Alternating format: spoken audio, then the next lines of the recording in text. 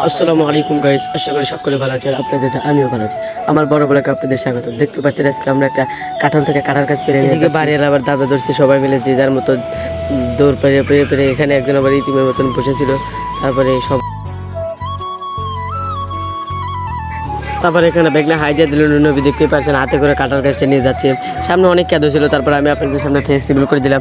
তো তারপরে পিছনে সোহান ছিল, তামিম ছিল, এখানে আমি বাংলাদেশের জার্সি পরেছিলাম। এখানে লেখা ছিল বাপুফে। এটা শুনে সবাই হাসতে হাসতে কারো প্যান বা কারো কিছু ছিঁড়ে গেল।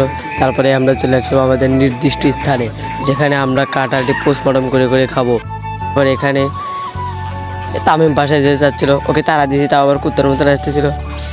দেখতেই পাচ্ছেন আমাদের স্কুল মাঠে অনেক পানি, আমরা নৌকো পাইনি, তাই জন্য পানির বিদ্যে সাতটা হেঁটে হেঁটে যাচ্ছিলাম। এখন আপনাদের মনে প্রশ্ন আসতে পারে, এত পানি এখানে কোথা থেকে আসলো? মোদি সাহেব ফারাক্কাবাদ খুলে দিয়েছে, তাই এখানে এত পানি। আমাদের ফুটবল খেলার উপরকার বার্গেট দান চুরি করে নিচ্ছে। এখানে আবার দেখতেছি মোটা আসছে, তাই কাঁঠালের গন্ধে গন্ধে তে কাঁঠাল খেতে খেতে ও আসতেছে আর ড্যান্স করতেছে।